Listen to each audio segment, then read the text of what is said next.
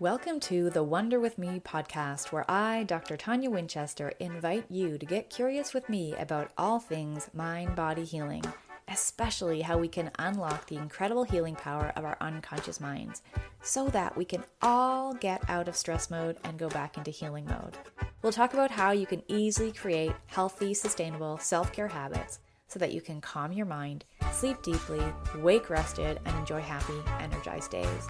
Ultimately, so that you can make a bigger difference in your well-being and that of your family and the world around you. These casual chats are for educational purposes only and don't constitute a therapeutic relationship. With all that said, let's get this episode underway. Come wonder with me. Hello, and welcome back to another episode of the Wonder With Me podcast. I am your hostess, Dr. and/or Coach Tonia Winchester. This is episode 30, How to Placebo Yourself for Good Health. This is an episode of some of my main ideas around health and healing and is the result of me preparing and planning for an online speaking competition. So I hope you enjoy these musings and I hope they spark insight for you into your own health and into your own well-being. And really, I don't think I have too much else to say before we dive in, so why not? Let's just get into it. Let's get wondering. Why is it so hard to create and maintain good health? Also, why is it important that we do that? I bet that we can all agree there's a lot of uncertainty in the world today. With environmental and political and financial turmoil, now more than ever, we need personal wellness and resilience if we want to make a difference in the world. Did you know that the World Health Organization defines health as a state of complete physical, mental, and social well-being, and not merely the absence of disease or infirmity? This definition hasn't changed for decades. And I remember learning it in my first year of naturopathic medical college back in 2003, 20 years ago at the time of this recording. That first year in naturopathic school was a review of my undergraduate degree, which meant that I hardly needed to study, and I still did really well academically. But in my second year, when the material was new and I continued my first year habits, I failed 3 midterms. Now, I had to tell my parents this embarrassing and scary news. Circa the mid-2000s, Google Chat seemed like the best platform for this. So I typed my dad the bad news. And I waited, with my hands spread, if you can imagine, over my eyes like I was watching the scary part of a horror movie. Not wanting to look, but needing to see. And my dad, he typed back 10 words to me, 10 words that changed the course of how I see myself, changed the course of how I take care of myself, and changed how I've taught thousands to take care of themselves over the past 17 years as a naturopathic doctor. And I'm assured that those 10 words will continue to emerge from my teachings for the next set of thousands of patients yet to come. He typed, "Are you getting enough exercise?" That's 5 words. "It's all about balance, sweetie." Making up 10 words. "Are you getting enough exercise? It's all about balance, sweetie." He could have been mad, and he chose kindness. I've supported people through both acute and chronic health concerns. I've seen incredible recoveries over the years and also cases that stayed stuck. And frankly, this confused me and it frustrated me as a practitioner.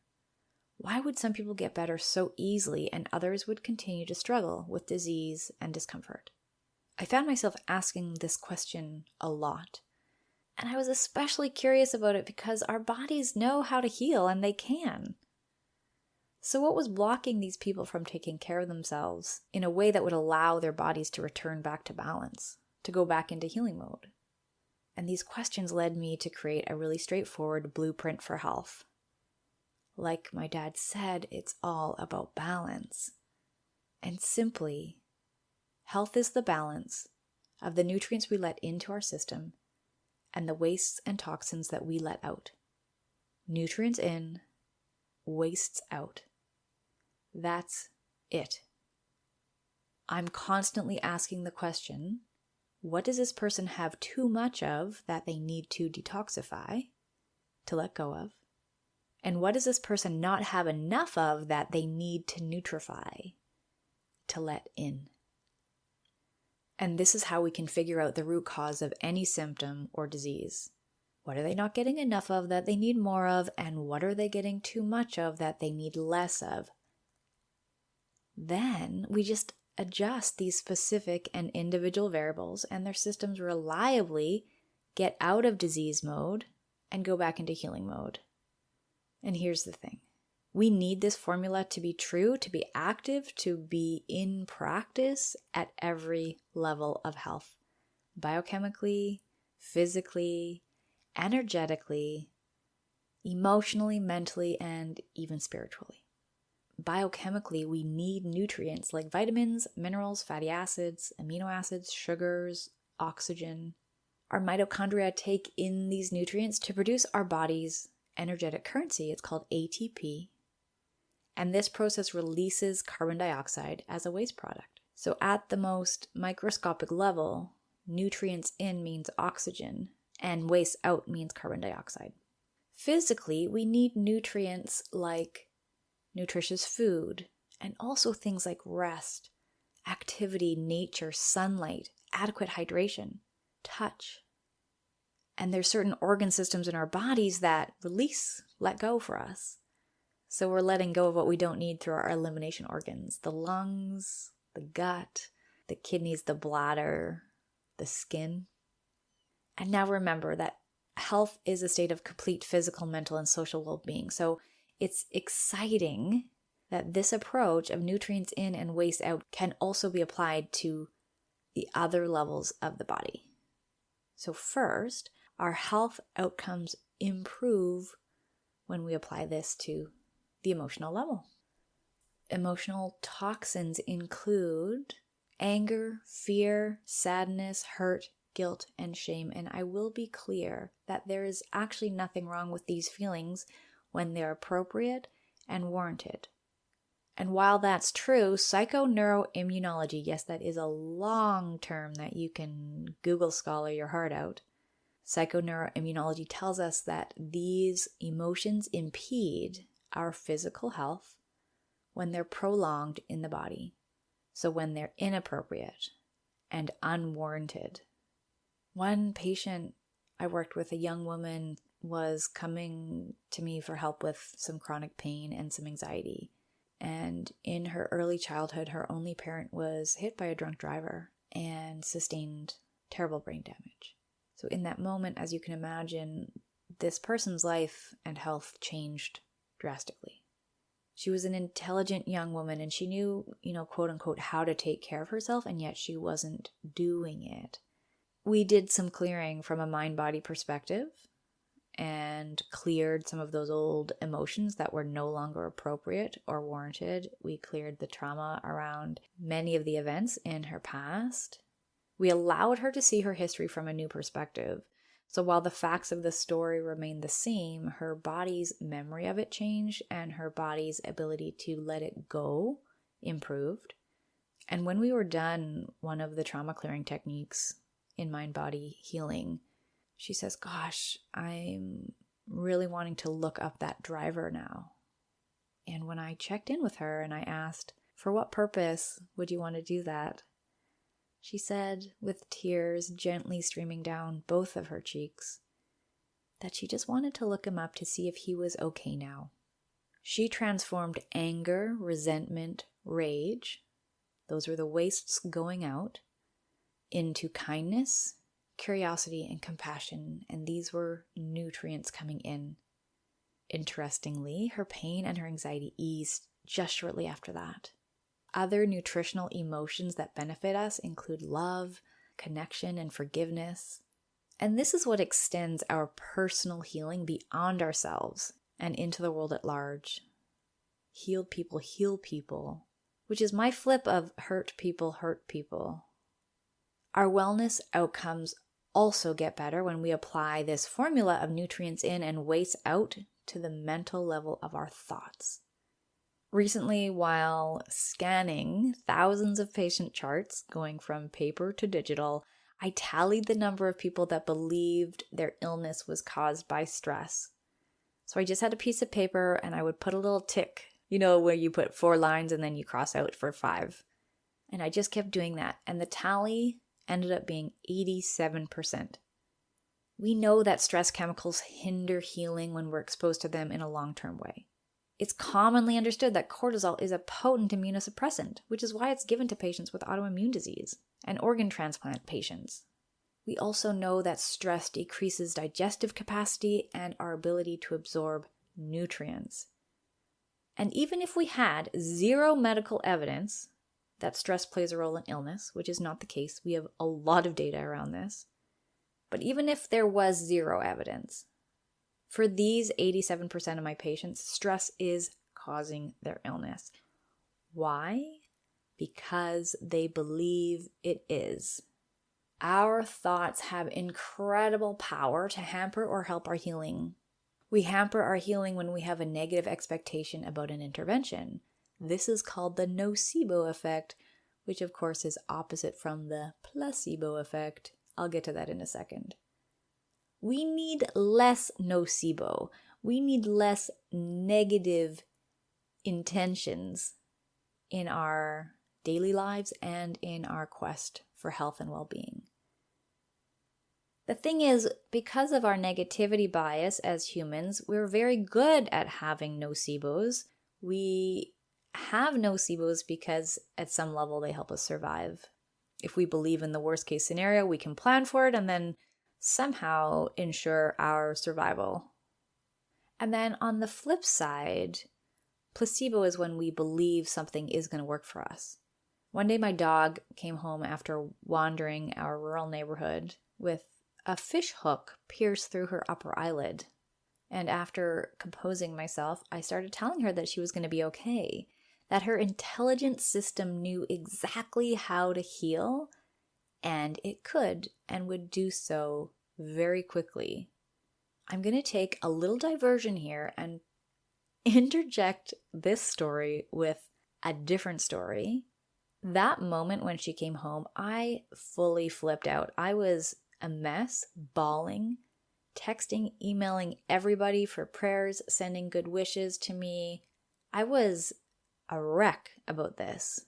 And this was pre my own, as a client, mind-body healing work. I often will share that the process I take clients through, a breakthrough, I have been through 4 times as a client. This experience with my dog and the fish hook in her eyelid was pre any of that.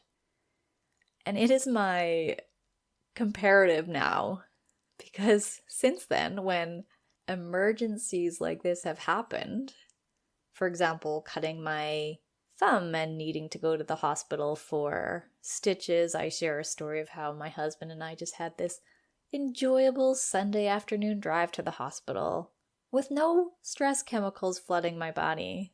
And there's been 2 or 3 examples like that where I've just stayed calm. So like I say, this story of how much I flipped out about this fish hook compared to how I respond to situations now, night and day.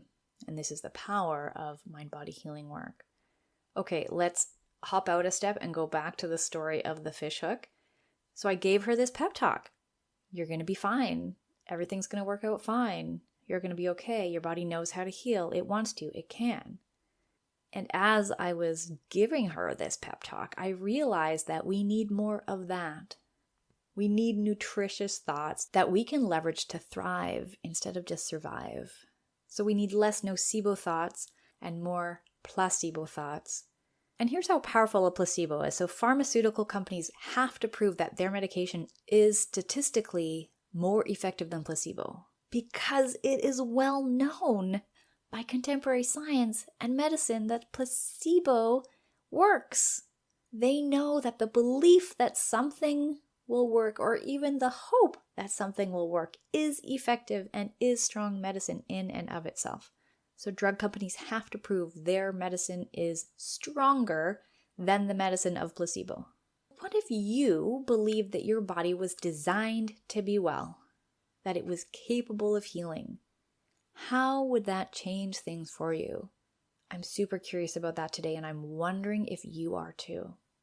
So many times over the almost 2 decades in naturopathic practice, people would come back to me and I would chuckle because they would often say, I don't know if it's a placebo or not, but I'm feeling better. And I would smile and I would tell them that the changes they made were biochemically active, aka not a placebo. So whether it was physical, dietary changes, lifestyle factors, natural remedies, they had biochemical activity in them, aka, again, not a placebo. And I was glad that they were doing better. And then I would often add, with a little bit of an impish quality, and you know what, if it was placebo, awesome. I'm glad you're doing better.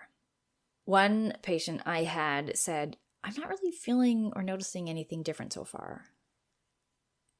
And I said, that's because we haven't done what I was planning on doing today. And with this person, and with many others, I offered her a really helpful tool. I taught herself how to give herself a placebo pep talk. I like to call it CARE. It's an acronym. CARE, catch your toxic thoughts. A, ask what else you can focus on. R, replace with a more nutritious thought.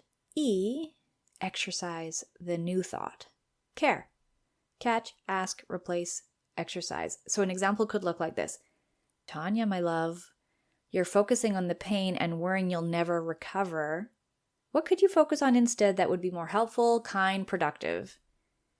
Even though things feel uncomfortable right now, I know my body can heal. I trust that my body wants to be well. Maybe there's a message here for me, and I'm curious what I need more of or less of. As an example, I highly encourage you to put together your own CARE statements to have on reserve for when you notice those toxic thoughts so that you can get them out and get the nutritious thoughts in. That patient who wasn't noticing anything different, she returned and she said, oh, you were right. 2 days after I left here, everything cleared up. Oh, I said, feigning surprise, I had placeboed her, if we can use that as a verb. I set the intention of whatever we were going to do that day was going to be the thing that helped her. And she believed that. And so then her body believed it and responded. My dog was prescribed this short course of antibiotics. And every time I gave her the medication, smothered in butter, of course, I assured her that her body was going to use this medication for her highest and quickest healing good.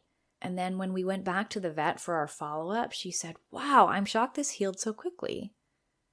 And I kind of lifted my eyebrows and I was like, oh, nutrients in, wastes out. This is the path out of illness and into health, and it applies biochemically, it applies physically, it applies emotionally and mentally. This is the shift in thinking about our wellness that we need to heal, both individually and I will assert globally, because how we talk to ourselves and how we talk to others matters.